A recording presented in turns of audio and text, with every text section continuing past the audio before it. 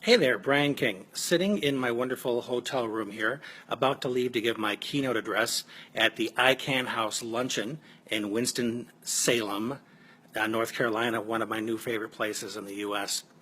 And I just wanted to share something with you from an experience last night. Last night I gave a workshop for a group of wonderful parents, and afterwards a young man with Asperger's came up to me. And the gist that I got from what he had to tell me after my presentation was how awesome it would be if one of his relatives would just spend time with him. He wasn't asking for much. He wasn't asking that they go on, do girl chasing, spend a weekend skiing. He wasn't asking for the moon and the stars. He was just asking for someone else's presence. Is it really that much to ask? Now, one thing that people often get wrong about relationships is to think that being in a relationship means it has to be active. You have to be doing something. You have to go to a club. You have to go to a movie. You have to be busy. You have to be entertained. That's nonsense. Sometimes the most powerful part of any relationship is just the presence of another human being. And that's all this young man was asking for. Please tell me that's something you can give someone else.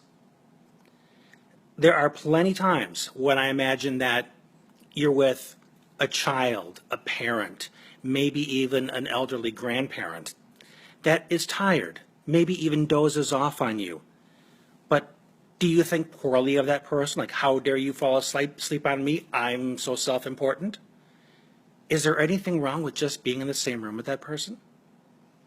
Just reminding them that they're not alone in this world, that you're there, that you care enough to just show up.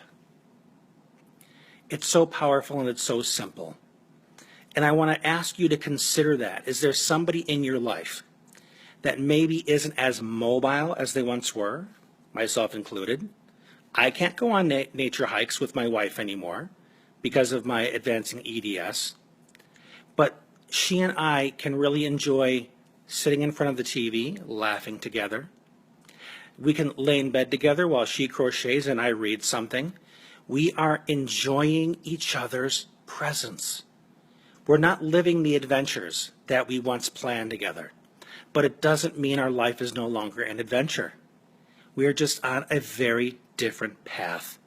Maybe one that doesn't contain waterfalls and large hills that we can climb or butterflies in our path, but we are still on an adventure together. An adventure can be quiet. It can be stillness. It can be without words. It can just be the presence of two people together. So please think about that. Think of somebody in the special needs community or just somebody in your life, somebody who is a little lonely and just needs a little bit of your time. So that's all I have to say on that. I'm being picked up in a few minutes to go and deliver my keynote. I'm very excited about it. So wish me luck. Have an awesome day, and we'll talk again soon.